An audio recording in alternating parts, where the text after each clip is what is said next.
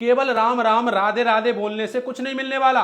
अगर राम राम राधे राधे बोलने से सब कुछ मिल जाता तो ना जाने कितने ऐसे प्राणी हैं, ना जाने कितने ऐसे मनुष्य हैं जो दिन में भगवान का नाम जो है एक बार लेते ही लेते हैं। क्योंकि तुलसीदास जी कहते हैं राम नाम सुमिरत एक बारा उतर ही नर भव सिंधु अपारा। क्योंकि तुलसीदास जी ने लिखा है जो प्राणी अपने जीवन में भगवान का एक बार नाम ले लेता है वह मनुष्य जो है भव से पार हो जाता है, यानी कि उसके दुखों का निवारण हो जाता है। तो फिर हमारा जो है दुखों का निवारण क्यों नहीं होता, जबकि हम तो जो है भगवान का नाम जो है किसी ना किसी रूप में ले लेते हैं, उठते बैठते जागते सोते। क्योंकि तुलसीदास जी ने यह भी लिखा है बहाय कुभाय अनख आलस हूं नाम जपत मंगल दिस दसहूं।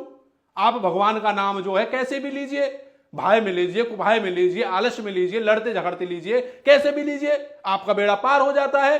फिर हमारा बेड़ा पार क्यों नहीं होता है, ऐसा ही सवाल बहुत से लोग करते हैं।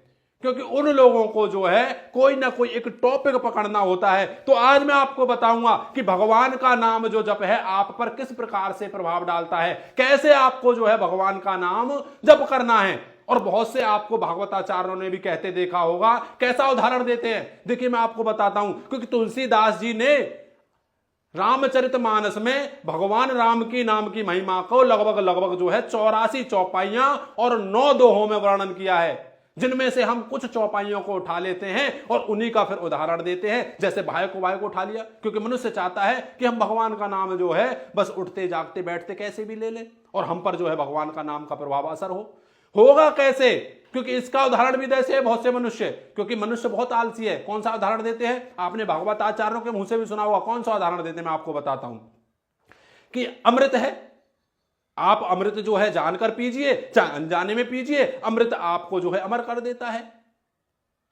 जहर है, आप जहर को जो है अनजाने में पीजिए चाहे जान करके पीजिए, आपको जो है मार देता है। अग्नि है, अग्नि में आप जो है हाथ जानकर दीजिए चाहे अनजाने में दीजिए, आपको जला देता है। उसी प्रकार से जो भगवान का नाम जप है वह चाहे आप अनजाने में लीजिए जान करके लीजिए, आप पर को जो आपका जो है बेड़ा पार कर देता है। यह बिल्कुल गलत है। मैं ये नहीं कह रहा हूं भगवान नाम की महिमा नहीं है, भगवान के नाम की महिमा भगवान से भी बड़ी है। भगवान के नाम की महिमा में कोई भी संदेह नहीं है, कोई भी संशय नहीं है। भगवान का नाम आपके सभी कष्टों को दूर कर सकता है, लेकिन कैसे, यही सबसे आपको पहले जानना होगा कि कैसे भगवान नाम की महिमा आप पर कृपा करती है, क्या करना होगा। देखिए मैं आपको समझाता हूं। जो जहर और जो अमृत है वह आपके शरीर में नहीं जाएगा तो क्या वह आप पर असर करेगा। अगर मान के चलिए जहर आपके सामने रखा है, अमृत आपके सामने रखा है, तो क्या वह आप पर असर करेगा, नहीं करेगा। उसी प्रकार से जो भगवान का नाम जप है वह आप पर कब असर करेगा, उससे पहले आपको जानना होगा पाप के बारे में। पाप क्या आपकी नाक से होता है, नहीं ना। क्या कान से होता है, नहीं ना। क्या आंख से होता है, नहीं ना। तो पाप होता कहां से है, पाप होता है आपके हृदय से, अंतःकरण से, मन से।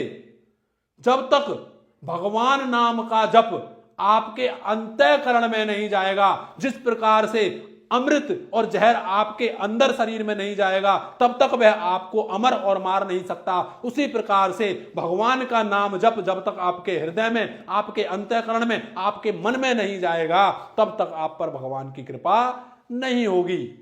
इसीलिए भगवान का नाम जप अपने अंतःकरण को शुद्ध करके, अपने मन को शुद्ध करके, अपने हृदय को शुद्ध करके भगवान का नाम लीजिए, आप पर भगवान की कृपा अवश्य होगी। क्योंकि तुलसीदास जी ने तो यह भी लिखा है जिनके कपट दंभ नहीं माया उनके हृदय बसहु रघुराया।